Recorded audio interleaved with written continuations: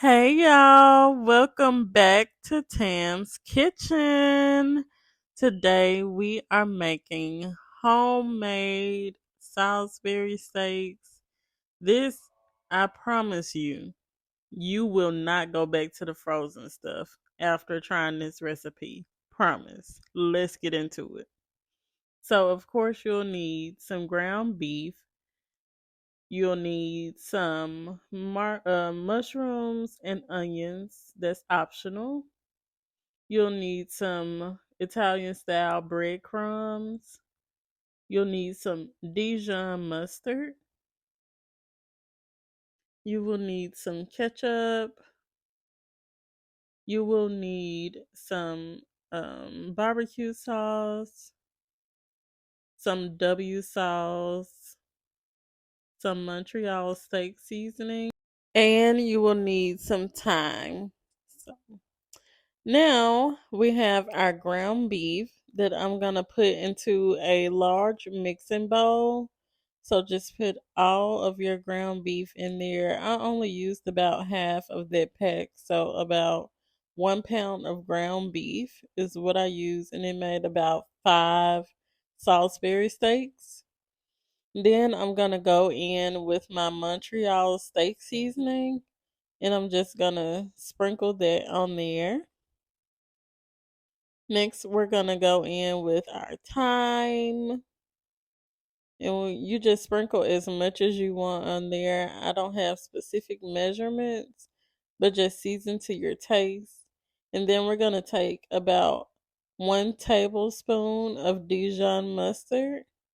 Then we're gonna take about 1 tablespoon of ketchup, and we're gonna do 1 tablespoon of barbecue sauce as well.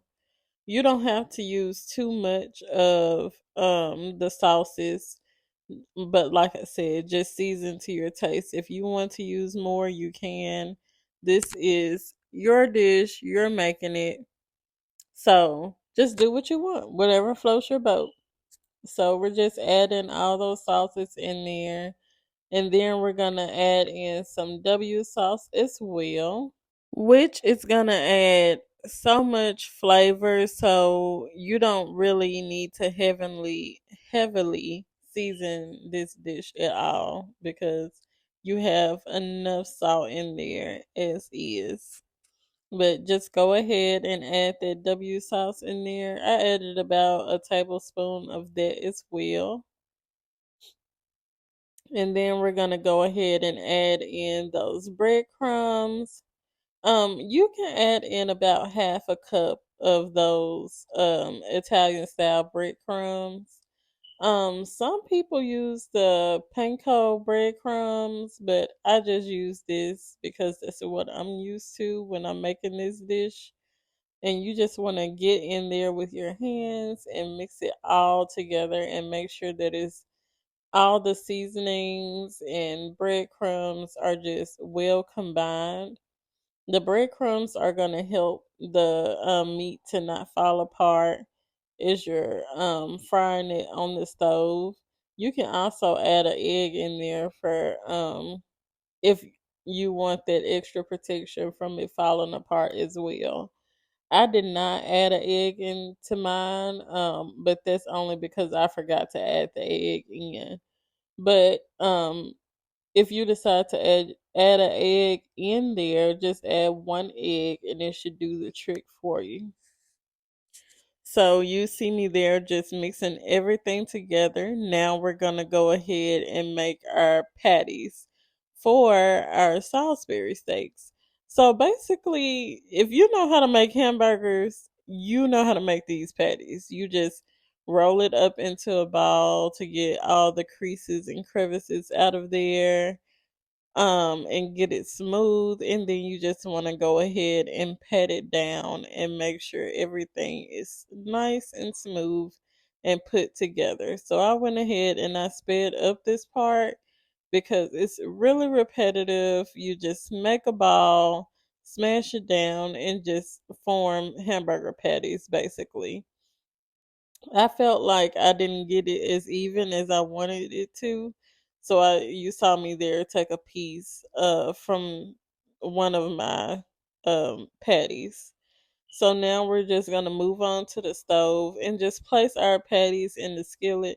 I didn't add any additional oil because, as we all know, beef makes its own oil as you fry it. So I didn't have to add any additional oil in there or anything like that.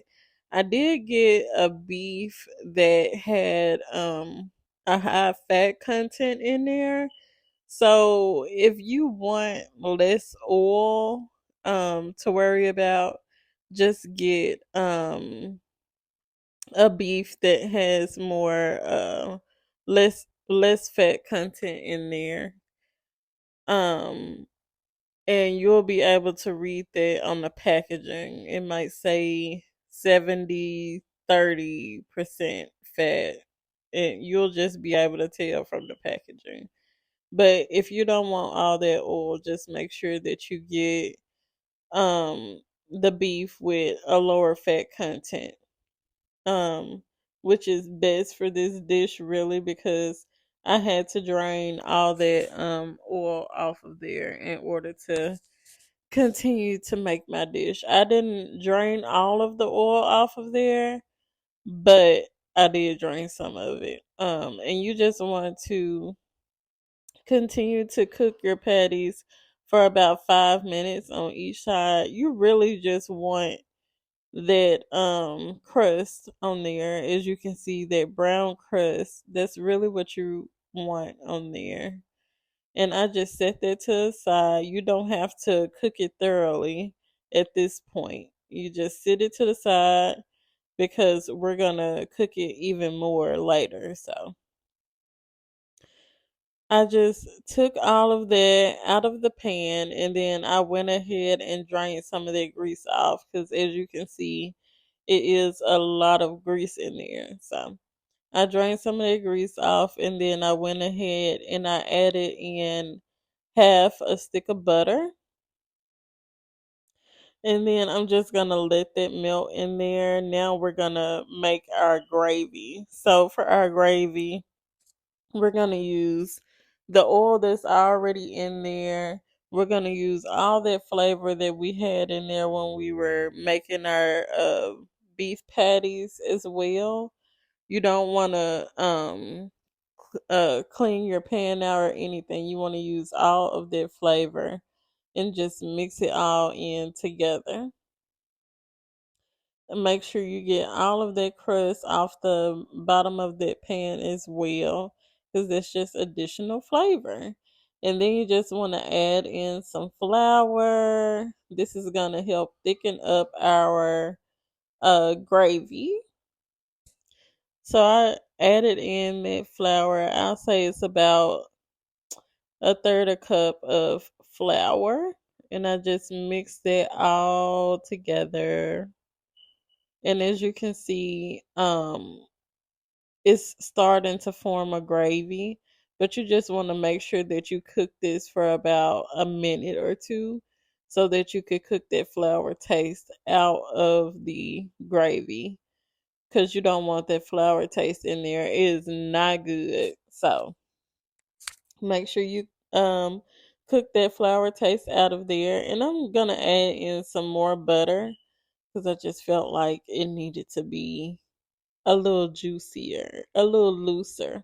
So I added some more butter in there, and we're just gonna mix that all together to continue to make our flour.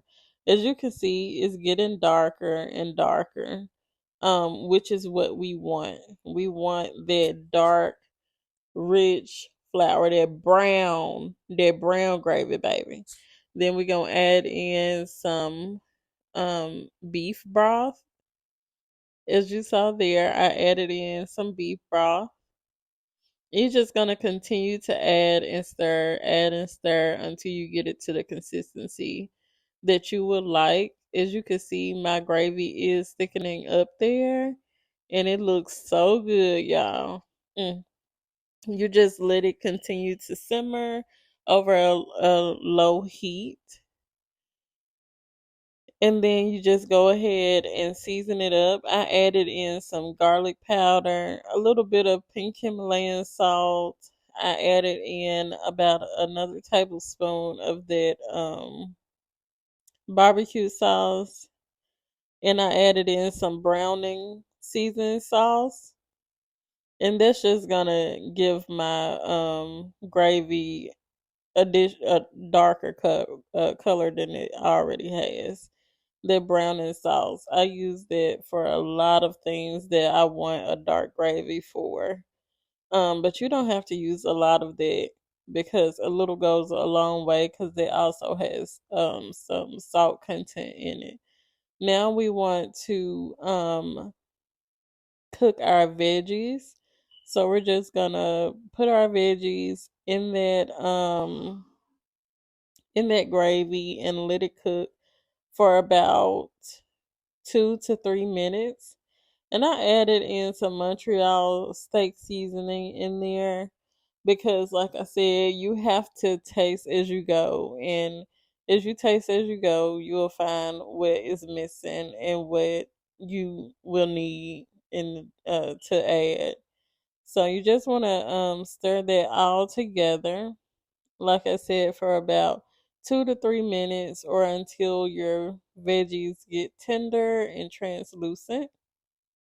Now we're going to go ahead and add in our patties. They're going to join the party again. You're going to add all those in, and then you just want to douse that gravy all over that. I had to I don't know why I was using this thing right here. Like, it wasn't getting it how I needed it to. So I had to transfer over to like a just a regular spoon, baby, and just spoon that gravy over on top of that those patties. And y'all, I promise y'all, this is so good. Like, I never liked the frozen Salisbury steaks, but ever since I started to make them homemade, oh my god, I love them. I love Salisbury steaks now, so I can eat them. But anyways, you just want to place the lid over your Salisbury steaks and let that cook for about 20 minutes. Now we're going to work on our mashed potatoes. What I did was I cleaned some potatoes, peeled them and let them cook in some water and chicken bouillon flavoring until they got soft and tender. And I went ahead and I added them to this bowl to mix everything together. I added in some butter. And you see me there just stirring that butter in there. And then I added in some seasonings, of course, and some sour cream. This sour cream is gonna just make these potatoes really creamy, really extra creamy. I did add in some heavy whipping cream as well. You don't have to do that. I just wanted my potatoes to be a certain consistency, so that's what I did. I just wanted it to be a little bit looser, but as you can see, they are pretty good just like that. They're whipped pretty good as well, so and then I'm just gonna add in some black pepper into that, some sea salt. I didn't add much. Some garlic powder. I didn't add much seasons sea salt in there because of course we have salt from our butter because the butter is salted, and then you have the sour cream. It has some salt in it as well. So you just want to mix that all together, and I tasted as I went as well, and I added in some mild cheddar cheese, and I just mixed it all together in there. I love cheese in my potatoes, y'all. Like, that's my favorite thing to do. Put cheese in my potatoes, cheese and sour cream. As long as you got that, so good. As you can see there, I added in the heavy whipping cream. If you are going to add in this heavy whipping cream, make sure, pay attention now. You do it a little bit at a time, because if you put too much in there, it's going to be loose, sloppy, and baby, people gonna talk about you. We don't want that. We don't want people talking about your mashed potatoes, talking about girl, she can't even make the simple stuff in life. But yes, you just want to go ahead and whip that all together, and y'all, Salisbury steaks turn out just like this after 20 minutes. After 20 minutes.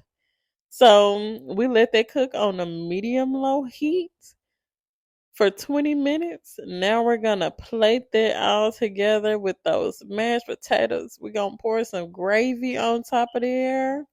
Mm. Get some of the mushrooms and some of them onions up in there, baby. And put that Salisbury steak meat on top. This that make you want to cry, baby, and put some more gravy on top of there, y'all. Ooh wee, just ooh wee. Thank y'all so much for tuning in to this video. I really hope you enjoyed it. I hope you like, comment, and subscribe to my channel. Make sure you do that, baby. And I will see you on the next one. Bye.